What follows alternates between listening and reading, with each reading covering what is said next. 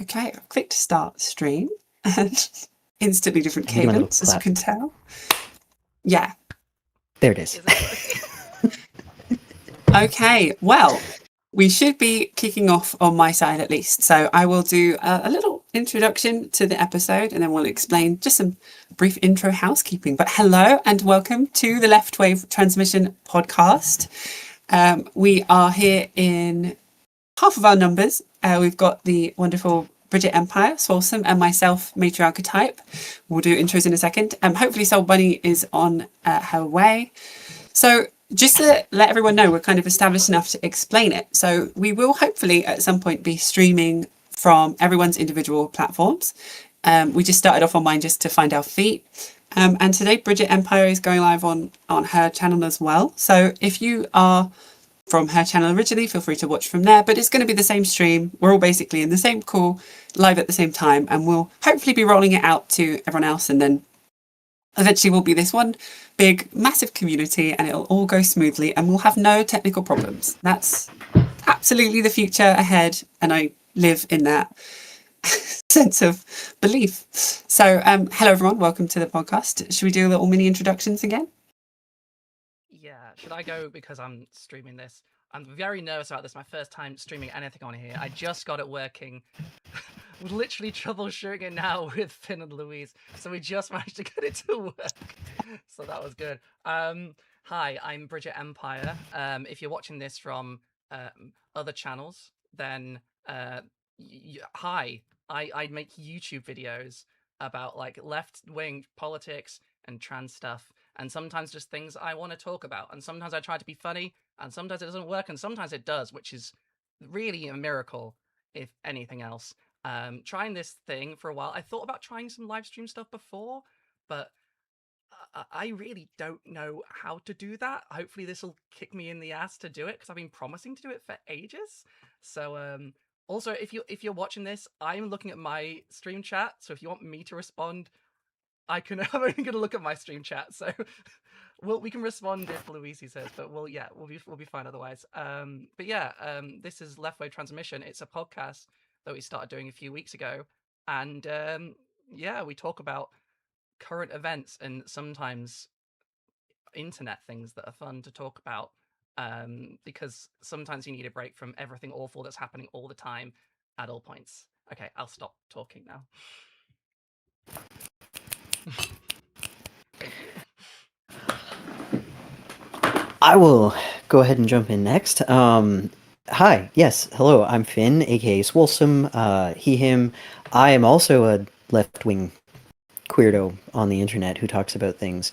I would also be live streaming from my location, but I live in a place that sea shanties are written about, so until I am no longer in this geographic location, it is a miracle that I am able to tune in and be here in the first place. But I am very excited to be part of my first official episode. It was exciting to be part of episode 0, but I am looking forward to being around even more. So yay, nice to see everybody. Nice to see you. I see the Weller man did come and brought you sugar and tea and rum and sugar and tea and rum. Yeah, always. I do not want for sugar and tea and rum, just reliable internet. Yeah, he keeps bringing the same 3 things. Is like, mate, I need some actual protein. He's like, no. You will be sugar crashing all day. No one ever says this about the Weller man, but he's really got limited diet options. Yeah, some ARFID going on there for sure.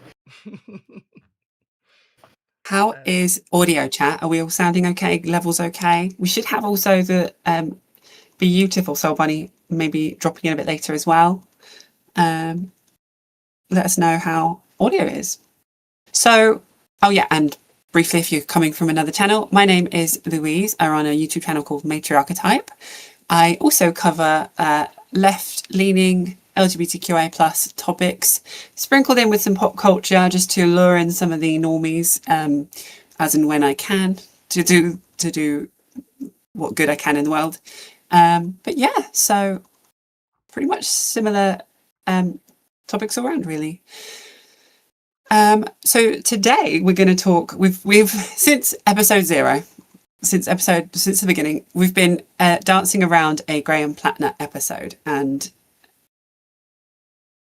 I don't know. So this is going to be the fabled one. I'd love Soul Bunny to be here, but maybe if she joins halfway through, she can go when she jumps on. But it would be nice to have an American here. Yeah. It's like well, I mean, three. lest we dare talk about American politics, I actually have something to say about that specific thing. I might open with that, I Good. guess. Well, I mean, I do think this is a very American phenomenon to be pro Platner in general, but we'll see. Should we do like an amnesty? Like, are we pro? Or I think this is the day. It's going to be much harder. But before we get into it, I did see one thing, and I'm going to name them because he's a lovely guy. I'd love to chat to him. But Carl Kolinsky was very much in the vanguard of pro Graham Platner, and the subject of a lot of discourse as well. So I will just say one thing before we actually get into the thing of it, because it's on the top of my brain, on my mind. But Platner calling out the Tabernacle for having an opinion on US politics, and Graham Platner specifically. I have a personal pet peeve of this. When the whole world is watching America, like, do that bike meme where it sticks a stick in the bike wheel and falls over, and it's like, how could Iran do this to me? It's like, the whole world is watching, the whole world is affected. As someone, I live in Japan, anyone new to me, and we have a reserve of oil already based on the US's fuckery. So like, I really am against the idea of like no one can have an opinion on US politics except people in the US. That's so, I think that's like unself-aware of like, do you guys know how bad things are? Like, you're affecting the whole world. So I will just start. I'll open up with the warmth of that easy round, as it were. But yeah, what do you think about that? I mean, As the other British Empire, then complain when people around the globe take an interest in what's happening. Yes, like, oh my god, I get so frustrated by that. Like, particularly as a Canadian, the number of times like I've talked about U.S. politics and I've had people complain. Oh shit, sorry, Louise, I think you said when Platner criticized the Tabernacle. Oh, it was sorry, no. Kyle. No, yeah, I figured that's what you meant. Yeah, it was Kyle Kolinsky covering yes. Platner, and he called out something the Tabernacle said. No, Graham Platner probably has no idea who any of us are. Oh no, I think just to have that way more online than he lets on, honestly. Which, like, honestly, good, and I hope that he's listening. Like, I hope, because like Adam said in chat, I have no idea how to feel about Platner. Yeah, that's a reasonable way to feel about Platner, and we are going to get into that. But like, first, I do just need to jump on this complaining about when folks in the U.S. tell people outside the US, like, talk about your own politics, or like, why do you care? This doesn't affect you. It's like, are you kidding me? Are you kidding me? The US gets a hemorrhoid and everyone else's butthole itches. Like, this is like, there's nothing that they do that doesn't affect everybody else in the world. Here in Canada, we literally have a separatist movement that are bought and paid for by the same oligarchs who are destroying the United States. Like, they're here already. They are here already. We have surveys that go out regarding like our understanding of foreign interference in Canada, and it specifically asks about Russia, it asks about India, it asks about China. It doesn't ask about Israel, and it doesn't ask about the United States especially, and I would venture that the United States is the largest interferer in Canadian politics by a huge margin, like no contest. And so, like, for people to say like, why do you care? Of course we care. Of course we care. Just because colonial borders exist doesn't mean that people's cultures don't intermingle. It doesn't mean that people aren't affected by like the goings on around the world. Like, borders are made up. They're not actually real. The things that your country does, the things that people believe in your country affect everybody else in the world. I'm already ranting. We just got here. I'm so sorry. Like easy rant. It's one of those topics, yeah. The Moon VR 5DF says, "How dare we lowly vassal states have opinions on our imperial overlords?" I'm like, yeah. Yes. All of Europe is truly like and the world, that even like compared to like most of the world, like Europe and Canada and Japan are like, we are like They like let us pretend that we have actual autonomy, whereas it's just open with most other countries about how they don't matter. It can just interfere in their politics all the time. If they don't like your government, they'll just overthrow it. Look at what's happening in South America. Look at the Honduras gate. Look at all of this shit. They're just saying like, if you elect a leftist in South America, we'll overthrow your government, and that's happened all over the world. And because Europe's got this superiority complex from having done the evil things before and still thinks it has the power to do them. It's like, I mean, it's still doing the evil things, but at the behest of America and just pretending it has its own choice about it. But like, they seem to think that like they have that like we're separate, or like there's I've lost my train of thought. It just annoys me so much. Like, there's nothing we can do, especially right now with the current UK government.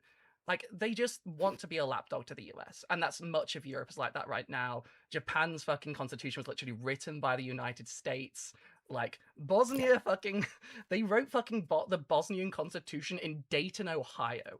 This is not a normal set of affairs. Like, you don't get to complain when people are annoyed about this shit. 100%. 100%. I think it's also a lazy talking point in rebuttal to not really having something good to say. No offense, Carl Kalinske, but like, it's a lazy. I would consider that a lazy rebuttal if it was used on the right. Like, do you know what I mean? Of like, oh, stay out of our politics. It's like, well, as we've all just quite said, it affects everyone, but also it shouldn't. Even if it doesn't affect everyone, we can have as much empathy and fear and worry about a country that is not on the global stage, like the anti-LGBT laws happening in Ghana. Like, we can all be aware and worry about various things happening across the world, and not having an opinion, I think, is valid. But like, specifically with the US, it does affect us all, as we've all just said. So yeah, well, I think that was a perfect intro round, because it's established that we were allowed an opinion before we start waffling on about our opinions. Yeah, this is very, very strong opinions. My primary export these days is just strong opinions. Yeah, I think unfortunately, now my job. Yeah, totally. It's our job to have an opinion. I think, true, as you just quoted someone saying in chat, and I agree, like, there is no answer. And I think that's something that people, as maybe on the West, aren't used to having. There's no neat good or evil, yes or no, this is what we all should believe. Okay, everyone just file in line. Like, people have to actually come to their own opinions of what they're comfortable with. And I find that to be maybe something that the left has as a weakness compared to the right, where when the right needs to, it's so capable of just falling in line. If Daddy Trump says do this, you can pretend that you didn't say it last week, and suddenly now, yeah, we should invade Greenland. Or suddenly now, yeah, I don't really care about the price of oil. Like, they are capable of just falling in line. And I think they do that from a peer pressure based element of, I would lose my community and my family if I don't fall in line. Obviously, that's horrific, and that's not the ideal thing. I think it's good that we have so much discourse and left in fighting, because that proves that we're all capable of such. So like, I think that's the way we should all be. But like, I think it also means that we have to not have like idols. Like, I found myself nearly falling in that trap with Hassan for a few months of like last year, of being like, well, if he agrees it, I'll agree with it. And then having to kind of be semi-pulled out of that and be like, actually, let's think for ourselves, Louise, because not everyone is perfect, So, we're not so with that, parasociality, unfortunately, yeah. 100%, even where we are. I think it's also true that, like, this is a very, very, very, and I know that before we started recording, I was already getting into this a little bit. It's a very white leftist problem. It's a very, very white leftist problem. And it is specifically going back to that whole, like, colonialism, it affects the world thing.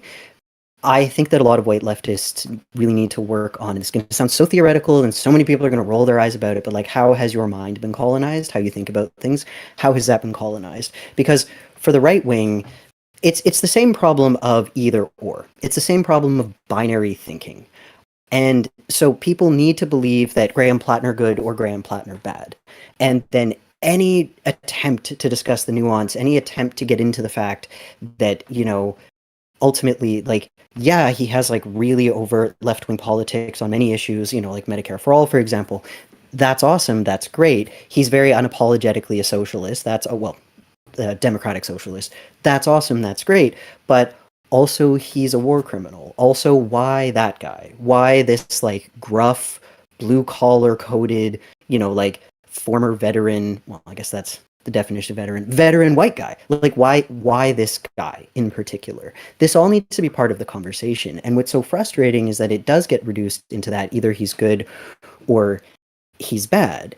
And people aren't looking at why they feel the need to operate within that binary. They're not looking at the fact that like we're approaching this with those colonial frameworks. And part of the problem for white leftists, and part of, like what I've come to understand specifically from like BIPOC leftists that I've talked to about these issues and similar issues, is that they're not ready to ask those questions. They're not ready to look at how their own thinking impacts their visceral and emotional reactions to politicians like Platner.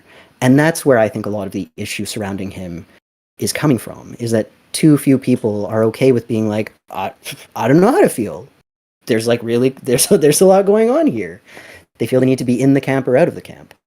I mean, as leftists, especially as Marxists, if you identify with that, you're supposed to be working on like material conditions and material reality, right? I mean, it's a lot of the left is we're bound by principles first and foremost. We're meant to be bound by like materialism, and it's like a whole different thing with the right, where it's based on like a reaction to things and like fear and conserving what they think is good and taking back what they think has gone too far. Is a very different thing to be there and be like, because if you come in with principles and especially come with like all the facts and you're looking at everything, you're not going to be able to come in and just and just like not have that conversation. And like criticism is important, and like self-criticism is really, really important.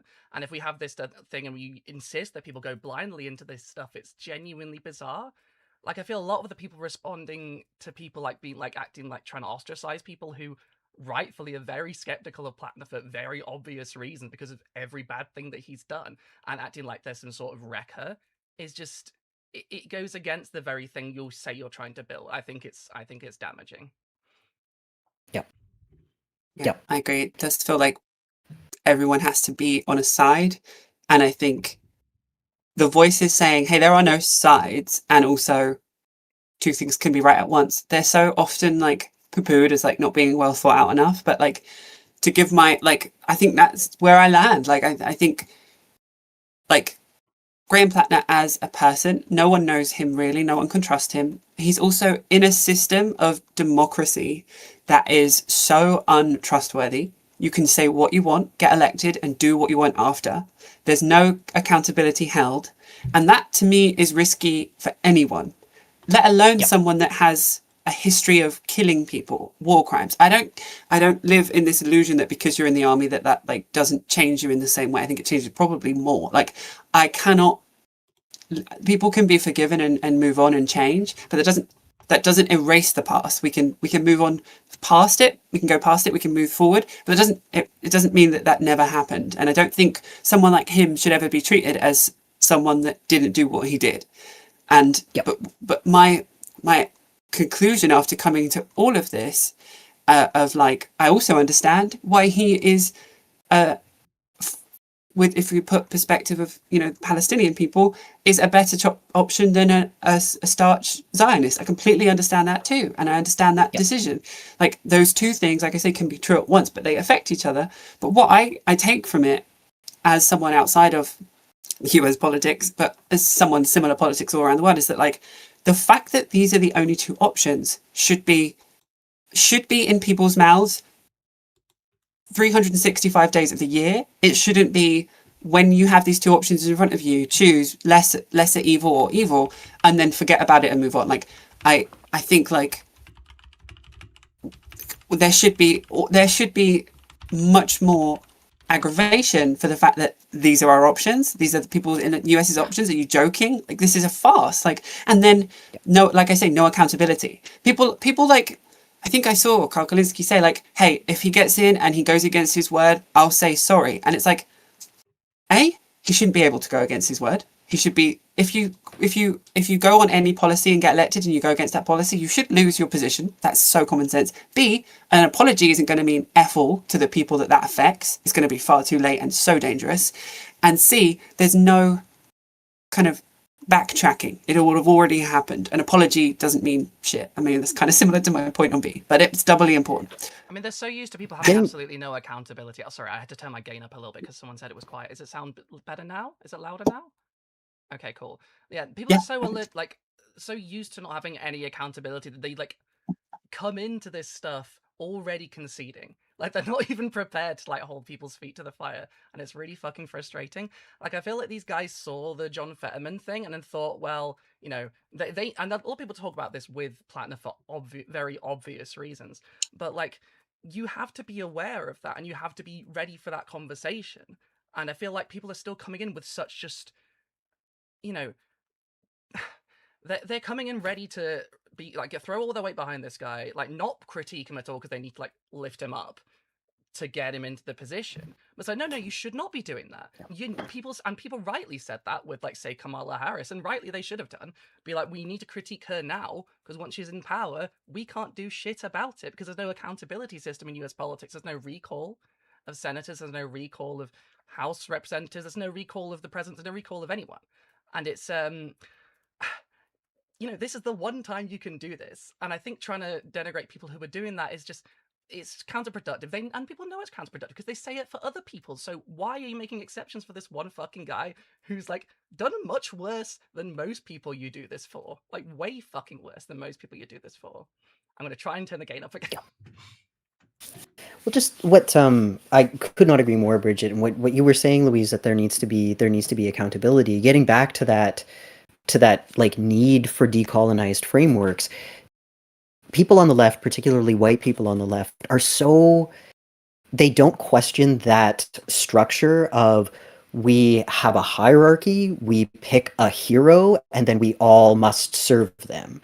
Why do you feel the need to serve this man? Why do you feel the need to be so aggressively in his corner that you're not willing to engage in the accountability process at all? Because accountability means that you talk about the things that someone has done. It means that you engage with all of the dirty truths about them. If we want honest leaders, then we are responsible for making sure that we get honest leaders. We need to talk about the things that he's done. We need to talk about the fact that, yeah, he's a war criminal. We need to talk about, like, the racist stuff that he said online, the homophobic stuff that he said online, the fact that he had a freaking Totenkopf tattoo. Like, this is all important. This needs to be part of the conversation. And yes, it is also true at the same time that, you know, the mainstream Democrats, let's describe them that way. Liberals, mainstream Democrats, along with the right wing, are terrified of this guy, which is honestly a point in his favor. It is that they are trying so hard to knock him down. That makes me inclined to listen to what he has to say. That makes me inclined to listen to the people who are in coalition with him, who have been impressed by how he showed up, by the work that he's putting in. That is true that they are trying to sabotage him. And we also need to be honest about the things that he's done and who he is as a person. We also need to be honest about the fact that I presume heterosexual, because he's only talked about dating women, but presumably heterosexual, very masculine-coded white man can literally commit war crimes and work as a Blackwater mercenary and still run for Senate. Whereas, like, can you think of a single example of a marginalized person who has done anything remotely close to that and having the same access to political success and a political career? Fuck no, that's not going to happen. So I just... I'll keep ranting if I don't stop here. It's not even a double standard. It's a different world. And like I think FD Signify said it, and apologies if I'm misquoting or misunderstanding, but he said, like, where is this amount of heat for all of the other candidates that have the same policies that aren't white men? That I don't want to mispronounce names. I don't know names by heart, but the you know, people that Hassan Piker, to his credit, he's running around doing the work and supporting all of their campaigns, or a lot of their campaigns. They are running on the same policies, but we don't have ride or die left, you know, white men screaming that they should be, you know, the heroes, like Finn just said, like that. And that, I think there's still so much internalized American like centricity, or like, you know, America is the core of the world. Within that, white people are the core of the world, and exceptionalism. Is that what exceptionalism is? Thank you. I've always wanted. Yeah. Like, there's still that so in its core, and I think it feels very like taking off the blindfolds to this kind of thing. That once you unsee it, you're like, oh, you're kind of still in that. Okay, that's fine. Like, where is this heat for everyone else? You know, and yeah. And where is and so I want to bring it up just before I forget. There's a great piece that someone shared with me by Shea Stewart Boulay. Bully. I think it's Stuart Bullet. I think that's how you pronounce her last name. Apologies if I'm getting that wrong. But Black Girl in Maine Media. So she is a writer, like specifically that's her thing, and I'll send it along to you, Louise. Her piece. Yeah, please do. It's worth reading. It's worth reading to sort of like get one Black woman's perspective as someone who lives in Maine on Graham Platner, who's like been to events that he's at and stuff. It's important. Like, you know, you should be getting all of the perspectives. But I really want to bring up, and he didn't ask for this. He didn't ask for this comparison. But is anyone familiar with Greg Stoker? Rings a bell. The name rings a bell. So, Greg Stoker is one of the hosts of the Colonial Outcasts podcast, which I highly recommend listening to if folks haven't yet. He's also one of the flotilla activists. And when I think former U.S. service member who has witnessed and committed war crimes genuinely showing up in a way that they are taking accountability for that and trying to change for the better, I think of Greg Stoker and people like him. People who are not trying to rehabilitate the existing system, but actively trying to take it down with the knowledge that they have acquired. Now, this isn't me saying that that's not what Platner intends to do. This isn't me saying that, you know, like, you can't make changes from within the sort of like colonial hegemonic electoral system. That is the system that we're working with. We do need to learn how to work with it while we're making those changes. But I do think that he provides a really good example of someone who is a white guy who, you know, served in Afghanistan, who saw all of these things and did all of these things and was like, you know, I was willing to die for that. I should be willing to die for human rights as well. That was where he went with that. And I'm not saying, you know, Platner, go like die for your beliefs.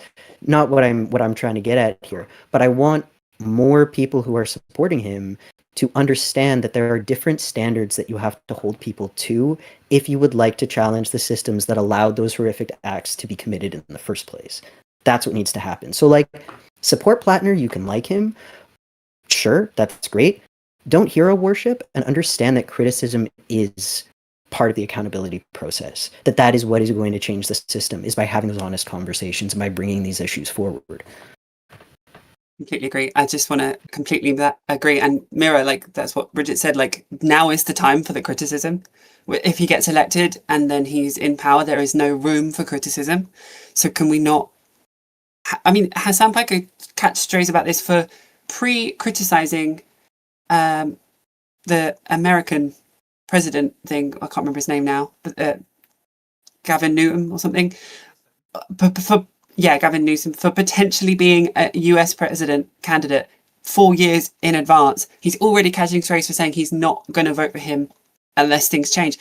That sums up American politics to me. There's no actual internal want for change. It's like a perpetual cycle of just chasing the next election with no long-term goal. And as Finn said, there's room to make serious and helpful material change in this system. But like, hey, let's think bigger. Let's think bigger, people. I mean, I'm probably like more skeptical of Platner than you from the sounds of it. So it's just one of these. Bridget, you are very quiet again. Yeah, Sorry to cut you off. I can maybe try and turn up the gain on my side.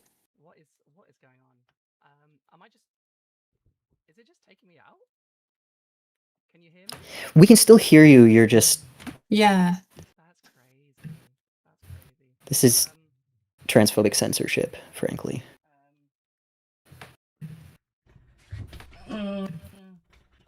Oh, that sounded better. Hello? It got louder for a second. Yeah. Yeah, I turned my gain up to full. I usually don't do this because the noise in everywhere I record is so fucking bad. So hopefully I don't sound like I'm shouting at anyone.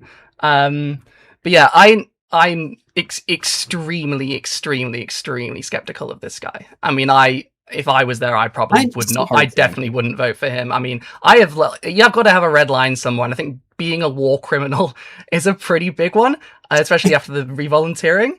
And like, yeah, there's a road to redemption you could go down, and you can prove that you're trying to change. And I get a lot of people think that he's done that work. I don't think he's done enough of that work at all. Not at all. He's not expressed Agreed. true regret for anything that he's done. He's really downplayed the Blackwater thing, like he pretends it wasn't because they changed their name.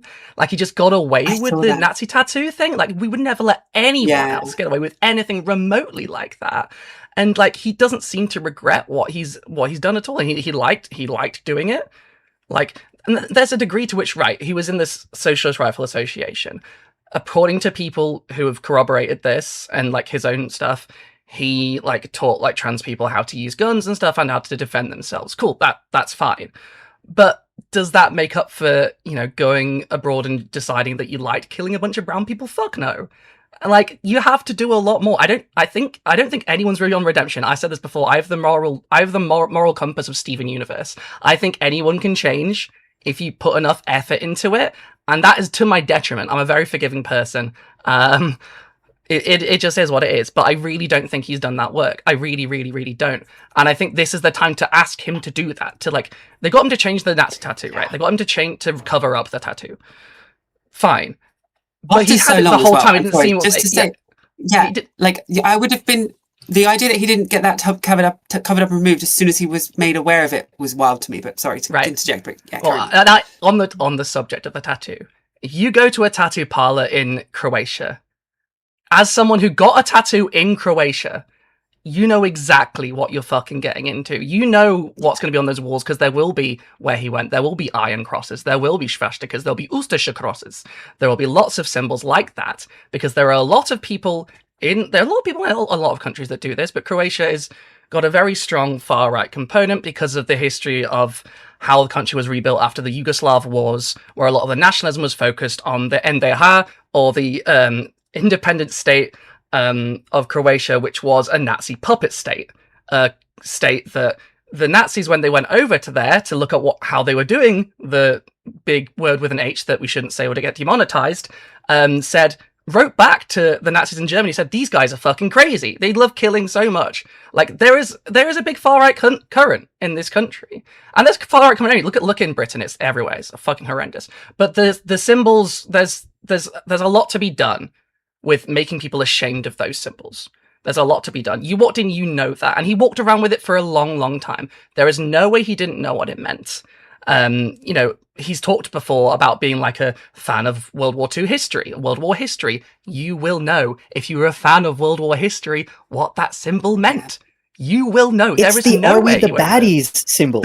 Yes! That's it. Also, I wanted to, like, I never got the chance to say this in the moment, but also, like, at the end of the day, if we're living in this belief that he didn't know, then he's also not fit for office for being an absolute idiot at that point. Like, if you are at war and you do that for a living and you don't know the like baddie symbol, then you're an idiot. Like, that's like, okay, I don't trust you then for the different grounds. It's I completely agree. I'm actually really glad you've come in with a bit more fire about this, because I like, it comes down to basically, can we believe if people can change? But my other opinion of this is, I don't really care if people can change. That doesn't mean they should be in power. Like, he can go through whatever fucking journey he wants. Senate is not therapy. Exactly.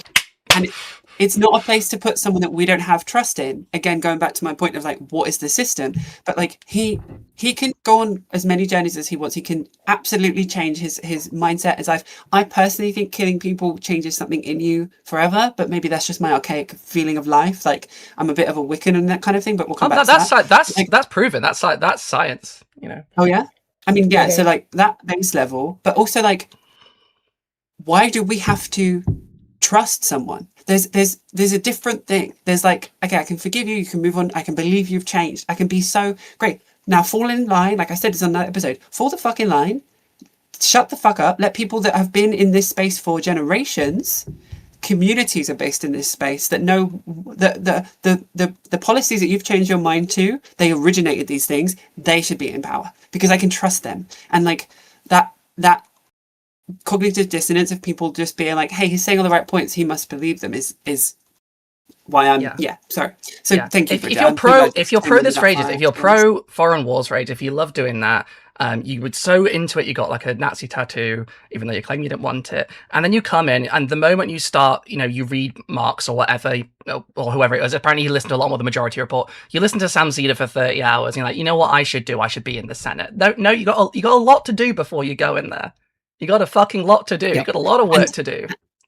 And it's that self-confidence to be able to say, hey, I've done a few listenings of some podcasts, I'm fit to do this now. Is that exceptionalism? Thank you, Finn, for teaching me these words. Is the exceptionalism that is still in his core, ergo proving that he hasn't learned everything yet? Like, do you know what I mean? It's like, so yes, it's like failure by default. And the fact that we having these conversations will be cast as, oh, they're the anti Graham Platner left, like, oh, they're too critical. Oh, so you're a Zionist.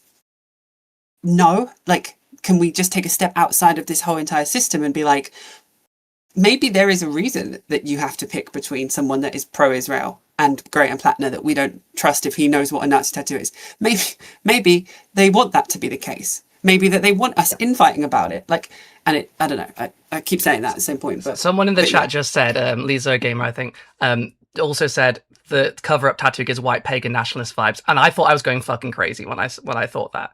I don't know. See this. Do you mind if I check my phone and look? I don't know what it is. He says it's a personal thing, but yeah, I also thought the same thing. But I cannot legally say that that's what it is. I have to have a whole side note about the paganism, nationalism. I never knew that growing up, and I always had. I said about this earlier. I was very witchy. I think it was very much me connecting to femininity as a young person. If you know, you know. And I like never knew the history of it. And growing up, I found that so disappointing, especially as someone British and white. That's like, I was so adjacent to those things, and I did not know that my whole life. That was just a personal thing of like, I'm so glad you brought that up. I'm so upset that that's the case. I think it's very interesting when you go to other countries, right? Because I feel like when you grow up, well, I grew up in the UK, I went to like a Catholic church and stuff, right? So you see a lot of the Celtic stuff everywhere because a lot of it's like from an Irish background and things like that. And for so long, I was like, well, this is a symbol of Ireland. We had I went to like, not to dox myself, but a lot of things dedicated to St. Patrick for obvious reasons. And there's a lot of that like Celtic symbolism and stuff over there. And it was just sort of in the zeitgeist, this is a symbol of Ireland and Irish heritage and Catholicism, right? And to go then to like when I moved away and to see every time like Celtic knot is used or like Celtic symbolism or like a Celtic cross, and they use it to denote white supremacy. And it drove me fucking crazy because obviously the history of Ireland is one of being colonized, and to like try and use that culture and white cast as white. Yeah. I mean, this is much for an American import, right? Because I feel that there's a lot of things about like, especially the Confederacy, being a lot of people who claim to be like Scots Irish. I'm not going to get into what that means. There's a lot of stuff about the legacy of Northern Ireland and stuff in there, which I'm not qualified to talk about at all. Like almost all my Irish blood is from my American side, so I go through a filter of Yankism, which I'm not going to get into. But yeah, no, it's very disturbing, and I don't know if that's what he meant to do with it. But after all that he did it on the campaign trail when he'd done it, like he was already campaigning, no one spotted it. There's a lot of red flags. He could there's still time. I mean, now the primary's over, so he can do whatever the fuck he wants, basically. But there is still time for him to make some big moves towards making amends, to like be clear that he's sorry, to try and, maybe find reparations for the people he fucking killed overseas. It's not going to change anything, but at least it show your heart's like going in the right direction. And, everyone has their red lines, right? Everyone's got to have their red lines. And I feel people are very, very angry that some people draw the line at what most of us agree is one of the worst things you can do. I think it's very, very silly. And even if you're super pro Platner, you should be aware and okay with the fact that people are not going to go for this guy in that case. And, apparently in Maine, they love him. So maybe that's not the issue. And I don't live in Maine. I don't fucking know. Maine is a very, very white place. And apparently that's the vibe they're looking for. But it is worrying. And I definitely don't think he's going to be like the leftist hero they're claiming. And like Emma Vigilant was like, and I really like Emma Vigilant. I like the Majority Report. I really, really like Emma Vigilant. I think she's a lot of good work. But she was like sort of like implying that he should run for president one day. And like, we are not even close to that conversation. He shouldn't be running for senator yet, in my opinion. But also, I am British. I'm a leftist. I'm not his target audience, But still, I would not touch that. I would not touch that. I think I'm sorry. I'm sorry. I keep trying to jump in here. I just No, like please. I watching just the wanted to finish time my ticking sentence away, and before I let you in. no, absolutely no. I did not want to cut you off because you were Yeah. like, yes, correct. I think at worst, like read the tattoo and really everything that like all of these things that we've brought up as important points of criticism. At worst, he's hiding. At best, he is just not self-aware at all, which means that his followers at worst don't care, or at best find it appealing that he doesn't do that work that they should also be doing. And that's the big issue that I have with the whole Platner thing, is that if you are not actively unpacking white supremacy as a white person, and I say this as I'm a white guy. I'm a minoritized white guy, but I'm a white guy. I am pagan. That's one of the ways that I've been connecting with like my own, like my own decolonial praxis. Is that's one of the ways that I've been healing, is by like sort of going back to the practices of my family, my ancestry. But I do understand that like this is a thing that has been actively appropriated by white nationalists. Like it absolutely has, because it has been consumed by whiteness, because whiteness is a parasitic identity that eats up everything and then tries to replace it. That's how it works. You need to be looking at it, or it has you. Those are the options. If you are not actively engaging with it, then it is existing somewhere within you, because that's the world that we live in. You need to be conscious. You need to be targeted about it, because if you're not doing that, you're just colonizing resistance. And I say this as someone who, like, I love Emma Vigilant as well. I really enjoy Kyle Kalinske. I probably watch Secular Talk more than anything else right now. I'm like, gotta get my news. daily Yeah. dose of like intense anxiety. Like, Yeah. I really appreciate Kyle Kalinske. I don't agree with everything he says, but one of the things that I like about him is that when people bring up criticisms, sometimes he's like, you know what? No, that's asinine. Fuck you. And I may or may not agree with that dismissal, but like sometimes people are just being shitty. But most of the time he engages. Most of the time he's like, yeah, no, like, my bad. Like that, I shouldn't have said that, or I should have learned more. And he owns his mistakes. We need to see more of that, and we need to challenge all of the things that make us so defensive in the first place. And if I promise I'm almost done ranting here, but when I say that if you're not doing this work, you are colonizing resistance, I feel like there are going to be people who hear that and get really, really defensive or really mad at me, or just like roll their eyes and think like, oh, this like woke social justice warrior nonsense, blah, blah, blah. Why do you feel that way? Like, where that feeling right there, that defensiveness, what is that about? Where is that in particular coming from? Especially when you hear the word colonizer, when you hear the word colonizing, why does that get your back up? Because to me, it looks very, very similar to all of the right-wing racists who get so upset about being called racist, but not upset when they're actually doing fucking racism. It's the same thing. It's just you have the more progressive brand of it. I completely agree. And when you said, like, at the very least, with all of the information we have, why are we all not as a community able to discuss the criticisms of him, at least without backlash to having a criticism of him? Because if him and his current state is not worthy of those criticisms and this discourse, then who the hell is? And like, I couldn't agree more. Like, if this isn't like Bridget's saying, if we don't have red flags now, then what else are we going to let slip through the cracks? Like, this is definitely the time for criticism. And honestly, like, I have lost a little bit of respect for the hardcore, like, it is Graham or no one kind of side of the left. That's like you said, it's been a bit eye-opening. It's been like, oh, I thought you were at a certain place with your taking away that colonizer mindset. Like, okay, so you're not quite where I thought you were. Interesting. Okay, I'm gonna compartmentalize you in a box of like, oh, you're still okay, cool. So good to know. Yeah. I'll just keep that You in my also mind. still shouldn't be running for Senate. Yeah. And yeah, Like, if the bar is running for Senate, you're not there yet. Is kind of Yeah. I would say that about many people. I think I found the tattoo, by the way. I don't know if I'm allowed to show it on my phone on camera. I guess I am. Oh, the new one. But- I don't think it's a hate symbol. Well, it sort of resembles some Celtic mythology, which could be normal, but also Just there's just for the implications. sake of thingy, I'm scared to show my phone. But like, Yeah. that's I don't It's know a if you can hound see. with Celtic It's like a hound knotwork. with some Celtic things. Really interesting point though. Next to it, there's the symbol for love in Japanese, which Mm, koi it means. yeah. To me, that is also another level of like, oh, just a mediocre white guy. But anyway, I will say for like it's if he is, I don't actually know his background, but if he is Irish, there's a whole connection between wolves and the Irish people, and what Oliver Cromwell did in Ireland, where he basically killed that whole, basically wiped out Right. all the wolf population. There was a big community of like wolf tamers. It was a big part of Irish culture, and he just wiped that out completely. There's a lot of history on Ireland with wolves. So if that's what he means by it, then that is something else. But also, it's very hard to tell these days because fascism muddied the waters, which is very upsetting on a multitude of levels. But yeah, I've been a bit. We should definitely.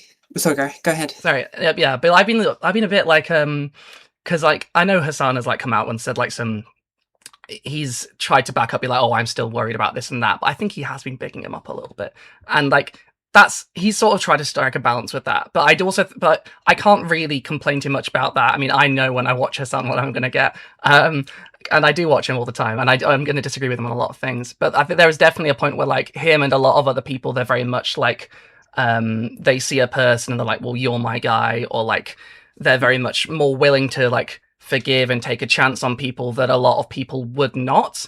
And a lot of that is because like, he's a white bro, and that's not like an insult to him, that's just literally just who he is. And there's gonna be a difference between what you're comfortable with and what other people are comfortable with, which is probably why he's doing well in Maine. But like that if you're a communicator, you need to think a bit harder about this. And I think he's tried to strike a balance, and I wouldn't go for him too hard for this, obviously.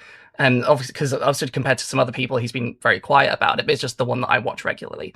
But yeah, no, for sure, there's a definite level of like, he looks like some guy that they would imagine would be the ideal candidate in this, and that. And it's like, well, you're not playing action figures right now. We're playing with people's lives. You need to be a lot more careful. 100%. But for them, it is action figures. Yeah. Like it is. That's the thing, is like they're so socially safe from like the worst of the worst when it comes to the this kind of rhetoric, that like it is easy stakes for them. Like I think you brought up something really important. Sorry, Louise, to jump in again.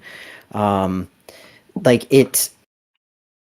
I have to go, and there's so much here, but I have to leave. No, leave the people go. wanting I more. Run, so I'm gonna leave. I'm gonna leave on the note that the overlap between the guys, like the people who don't understand that this isn't a game. Like the stakes are much larger for certain groups of people, particularly like racialized groups of people. The overlap between that group of guys, usually men, but women too, and the no war but class war people is basically a circle. And what gets me about that is they love to say no war but class war. And again, I think that this is avoiding like the need to unpack that colonizer mindset, the whiteness, that issue, is that like there may be no war but class war, but racism, white supremacy, heteropatriarchy, these are the weapons that the class war is being fought with. And so if you're trying to detach the class war from those issues, you are going to lose, because you are not dismantling the weapons that actually are like making the machine so deadly. I have to go, but I love you all. I'm sorry let's do what a good note to end episode soon. Let's talk about witchy stuff soon. I would love that, like non-politics. I would also love that. Okay, bye. Bye. Springboarding off that, because it's in the top of my mind, but like we live in a world where Michelle Obama can get transvestigated and racially hate crimed by some random sweaty wrestler who no one knows about years after being first lady. This is exactly why this conversation comes to the forefront, because you can't detach all of this misogyny, the patriarchy, capitalism from the class war. And I think people that are so willing to be like, hey, it's class war above everything else, is because materialistically they're not going to be affected by the rest of these things. So breaking them down isn't a priority for them. It's a secondary thing that, like, yeah, it'd be great if we can end racism, but like I'm worried about having no money. Like that is because they have the privilege of not having to, or even the experiences in their life to understand that these are intrinsically tied, and that you cannot have an end to class war without breaking all of these cycles and issues as well. Yeah. So I mean, class reductionism is a whole other topic. I I think that we suppose, could yeah, go for an just hour class about reduction is that. like- Yeah. I guess they are all connected. They're connected struggles. You can't really solve one without the other. You're made an underclass with this, and there's a lot of, and what I try to stress a lot in my work, I don't know how successful I am, is like, what a lot of, because I feel like a lot of discourse in the UK specifically, but also in other places too, is sort of this idea of like, we need to solve the problems of the white working class. It's the white working class that are down, the white working class this, the white working class that. Because it's very easy to divide people if you're like, well, the white Men working are class, that's what matters. And the implication is that like white people are the only working class ones. But we know, well, especially like in the UK, most brown people and most black people and are in the working class as well. Like they're the black working class is always the majority of people, but especially the majority of like ethnic minorities in this country and in other countries too. Like there is no separation from that. You can't solve the problems of the white working class without also answering the problems of the working class and other communities. And often those communities are like very much a working class problem as well, because a lot of people, when you have like the little class mobility that is afforded in these places, a lot of this stuff sort of, you become the exception, right? There's a lot of, we talked about this with Soul Bunny a few weeks ago, but there's a certain level to like which like millionaires, they sort of buy their immunity from this, and their immunity, they're not actually immune, but there's a level to which like they're not interested in tackling those issues, but the people who are going to feel it most are the people who are also poor, the people who are also like, a lot of people get like a lot of discrimination from like, say, landlords and bosses and stuff, and those are workers' problems, and they overlap with the problems of like racism and sexism and queerphobia and all of that stuff. Like it's inseparable, and the idea that you can separate it is very much sort of like, be like, oh, we'll get to this later. You've not really thought through what you're talking about in that case. I agree, and I think like this systematic oppression is, to me, like what I think about is like, okay, so say we were just gonna go down the class reductionist thing, just think about the class war. The end result of what would become society after that kind of, I mean, A, frightens me, but B, like we have no idea what that would look like as well. Like I've like spoken to previous friends, the minute I heard this, they were no longer friends, that would say things like they're on the left allegedly, and they say like, well, we'll break down capitalism, we'll have a socialist utopia, but we will need a working class, and it's probably going to be people of color. And I'm like, excuse your effing mouth, you fucking racist piece of shit. Cut my friendship ties, don't speak to them at all. Like that's crazy. Like that's and that's what this could lead to. I mean, it's a bit of an exaggeration. I think that person was a psychopath, but that's what it might look like to just focus on class reductionism, or just a class war, and that's not socialism. Yeah, that's not socialism, right? Because then you have a working class. The working class still exists. You've just switched over. Yeah. Well, you're not even switched over. You've let some of you into the ruling class. You've just done a bit of an extension of class. Just more of them. Yeah. No, I remember when that person I spoke. I mean, it was like an online contact through the channel. But I remember when they said that, I was like, what the people? How could you? Oh, anyway, gross stuff. There are some interesting people in this space. Oh, damn. But that scares me, because it's like these are the leftist, extremists that are like, I don't want to share space with them. So what do we do? But then, I don't know. Scary. This is why the criticism is important, right? This is why we need the criticism. We're trying to get people like Platner to get. You need that. You can't just like the opposite. Yeah, was going to just say the opposite being on the right, where everyone falls in line, and they are mixing with, you get like, gay people that are a bit fiscally conservative, and they're like going to dinner with people that want to eradicate their human rights, like Dave Rubin and Michael Knowles. That's what happens if you are willing to, pun intended, get in bed with these people. So, and that's why I agree. Sorry, sorry to cut you off. What were you going to say? Oh, I can't remember. Sorry, but like that's why I think leftist infighting is important. Someone just asked in chat, this is probably a great thing to end on, how do you guys define leftist? Like, I think for me, as a baby leftist, for sure, I've only been on this for a few years, and I'm not applying to be in the Senate, funny enough. I use it double-barreled. Like, so there's leftist as in, like, to me, this is just my understanding, please rip me to shreds in the comments. I'm actually capable of taking criticism, which is something rare online. But like, to me, it's used in both like Marxist theory term of a, like economically, I think that's probably for me the core of it, of like capitalism versus socialism, communism down the line, and it's a scale of, you know, far right fiscally is, you know, no funding to everyone, rich elites, blah blah blah, and the left is like cease the music production, etc., etc. But then I also do use it nebulously of like, there are these two sides, unfortunately. And I think that when I talk about it in that sense, I'm talking more of like, are you an egalitarian or are you not? Like, do you see every single human being to be equal and worth their human rights? And do you decentralize your, you know, internal racism, like transphobia, misogyny, capitalism? Have you broken down all of those walls, and are you an egalitarian at heart? And that's what I would call it on the left, or are you not? Are you meritocracy? Sorry, you know, you don't believe every human right is equal. You believe, you know, you should have to pay for your human necessities to live, and that to me is on the right. So people that probably know my channel used to me using those quite kind of like, I don't know, interchangeably. Maybe I should change that. But I'm interested to ask Bridget, like, how am I like warm there? Would you disagree with some parts of that? How do you determine them? I mean, I've not looked up any official definition or whatever. I think it's intentionally fairly vague, sort of for reasons of coalition building, in a sense. Like, if you want to, I mean, you could use the term socialist, which would include, like, say, like socialists, and then like democratic socialists, communists, anarchists, all those different flavors within there. And then people would also disagree of like whether democratic socialists belong in the socialist umbrella. And I think it's fairly similar for like a leftist. Like, who do you define as leftist can change depending on who you're talking to. So I think it's a very nebulous thing in general, and I don't think you can really assume what people are talking about necessarily. Like, most people would probably also include themselves in that if they're also a social democrat, which I don't think maybe should be, but also I don't get to decide what words mean.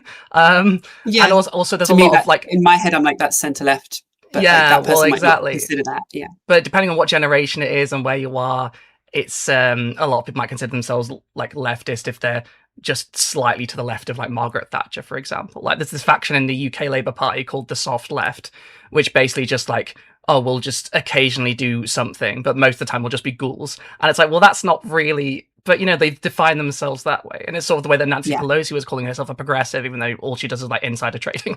Like, it's very nebulous. I would think generally when I say leftist, I mean socialist. And I think sometimes that would include social democrats, depending on the conversation, but I don't really like that it does.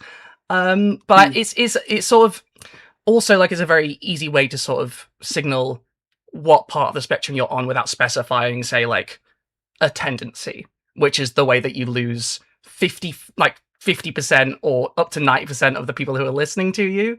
And it's always a very stupid idea, I think, online when people are like, oh, I'm an anarcho-communist or I'm a Marxist-Leninist or whatever, because like, if you're going to reach as many people as you want, you need to be, you know, you don't want to limit your audience to that. Not that people should. I think people who are supposed to trying to educate people on those things, it's fine to do that. But for my purposes, and I think for a lot of people's purposes, it's good to be like, I am a leftist. And I think that's what, also that's going back to what a philosophy tube said like ages ago, when they asked what type of leftist are you? And they said like, oh, well, I'm a leftist. And I think it was a good way to do it. It's intentionally vague, but you know what they mean. And most people mean like, I'm a socialist, but they won't tell you sort of the bits and pieces. And also I think that, should I give this hot take? I think tendencies are a little bit overrated and old hat. But this is just, some people are going to get my ass for that one. Yeah, like saying like what specific thing and specific people you're like, anarchist. Yeah, you're not, but like I follow the work of like this line of thinkers and stuff. It's also fine. Yeah, but also like, I think we are not at the point yet where we can afford to like be like, well, we'll only talk to these people. I think maybe later on, but we are not there yet. We need to be quite a broad coalition right now. And I don't mean to include like all the Graham Platners. I mean like broad coalition of actual socialists, but of actual socialists and different types. Yeah, I agree. Like, I think we all have our where we are on it. Like learning about anarchism as it actually is, not what I was taught it was being brought up as British. I'm like, oh, okay, I get that now. And it's a vein of these things, communism versus socialism and stuff. I also see it as like, it depends who I'm talking to, because that's what language is. Like if I speak to my, left leaning community that are left of the Social Democrats, like we would use those terms and it would make sense because we understand what they mean. But if I'm talking to my conservative family, anyone that isn't brought up to be a lover of capitalism is on the left. Like, so I think like what I try and remember is that like it is not only a gauge between left, centre and right. And like you say, loads of people that say they're on the left are just centre right, like Labour in the UK famously centre right, not just right at this point. The Overton window shifted, but I also see it as like a pipeline as well. And like I've specifically positioned my channel to be a channel that appears very soft left, talks about pop culture. I'm like girly, make jokes, tell the tea. And then I will back it up with like, okay, and if you want to learn more about anarchism, here's Andrewism. If you want to learn more about what actually the difference between socialism and communism, here's Hakim, or check out the Deprogram podcast. Like, and so I think like sometimes it, like you say, it's intentional to be vague because it's that meme of like, going to just having too much detail about something, and then you lose people that people don't want to. Yeah. I think especially like, it depends what audience you're going for. I think you're educating on tendencies is very good to cover where you're coming from. I think like generally like we're both trying to reach like a fairly broad audience and bring them to the left. I think there's a real advantage in going in with that. Sometimes I do show my hand, like I think in the last video I did quote Marx and also probably Lenin as well, which is probably way more than I should do. But I do get tempted sometimes and I do throw a little bit in there. But we probably think we're being really like covered up and over. We're like everyone. Oh, I literally did a whole thing from 18th Brumaire of Louis Bonaparte. That was not subtle. I think the Lenin quote at the end was a little bit more subtle, but if you know the quote, then you know it's Lenin. But also like it doesn't necessarily matter. Like the left we are so far from getting near power that there's no point fighting over that right now, and a lot of people will disagree. That's fine. You don't have to agree with me. You shouldn't agree with me on everything. Sometimes I get things wrong. I'm dumb. I got a PhD in dinosaurs. I'm not talking about dinosaurs because for reasons, and also when I do science videos, don't get that many views. I don't know what we're talking about again. Leftism? Yeah, leftism means you're on the left. It's a bit of a I think it moves to the Overton window as well. Yeah. I was going to say, I think it moves over to window, so I think we should move past those terms. Like, I think like when I describe it as like one side and the other, I don't think that's a good thing. Like, because I think that is how actually we are divided between like people, elitists in power that are in a completely different world to us and not. But yeah, for now is the language we have. I'm going to have to wrap up soon. Are you okay for time? Is it late where you are? It is 10 minutes to 1 a.m. So if I can work out how to end the stream, then I was going to say, we might have some end side technical issues. I was going to say, are you working on anything at the moment? I always like to ask that. I forgot to ask Finn before he jumped off. What's in the pipeline for your channel? Yeah, so I put out that RuPaul video a few days ago, so that's done. Amazing. And the boys one, yeah, very good. So I am writing right now a piece about the recent horrible racist shit in the UK. If it's not too depressing, I'll put it out. I'm still on the fence about whether it's not just gonna piss people off. Well, not piss people off, and like I will piss people off, but I'm not in a. It's not something you can really talk about and keep lighthearted, but I think it's important. So we'll see how we go. I might keep it quite short. I do have a rant written. I want to get into more substance, but maybe I can't put into words without just saying things that might get you put in jail for terrorism for 14 years if you see all the recent news. And then I've got this hold my feet to the fire on this because I'm meant to be having some stuff coming up. I've got a free run video I'm meant to be putting up with, which has Sinan in it, who was in before. I've been meaning to put that for months. I should put that one up. And I have a video on Prince Andrew that I've also been putting up for months because no one watches my videos about the royal family because they suck. But I needed to talk about the Prince Andrew stuff. Yeah, so there is stuff. I don't know when it'll be coming out and which will be coming out first. And I'm also supposed to be writing this paleontology thing, which I have not started at all. So there's a whole lot. There's a whole lot. I don't know. The one I'm writing now was on the racist stuff. So very sorry, chat. it's going to be a week of depression. Maybe I'll try and put a joke in there. I think.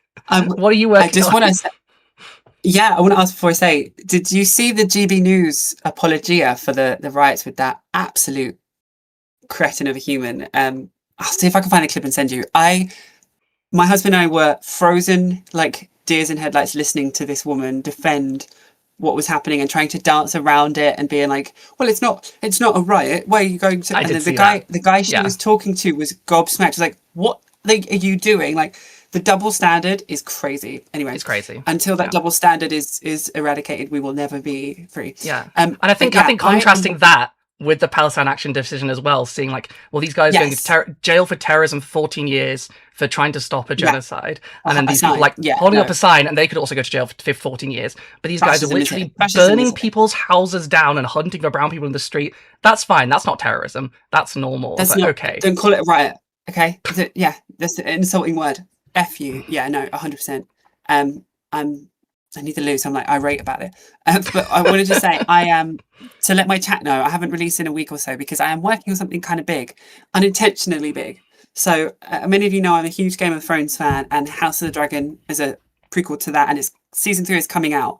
So I started this really easy, it's like, it'd be really fun pop culture video about Abigail Thorne, who is playing a character called Sharako Loha. She was in the last episode of season 2. Her character's going to be bigger this season. And I was kind of like, not rehashing, but like explaining the Tabernacle kind of stuff, the video he put out, calling out Philosophy Tube, the lack of comment on Israel-Palestine and that kind of thing. And it has snowballed now to I have like 2 hours of raw footage to cut down and edit, and I'm nowhere near finished. So it's going to take me a long time. But actually I'm really proud of it. It's very video essay adjacent because, you know, I kind of semi-parody who I'm talking about. So I've kind of gone back to my like video essay style. I also dress as Rhaenyra Targaryen, for anyone that knows who that is. Look forward to that. I fucking look slay. So, but yeah, so I don't know how it's going to be received. I'm going to have to do that, like submit and then just turn off the internet for a day. But yeah, look forward to that. It will be hopefully out in the next couple of days. I'm excited for it. But yes, so after this, girl's got a whole day of editing ahead of her. Everyone's favorite part of the process. The simultaneously worst and best part of making YouTube videos.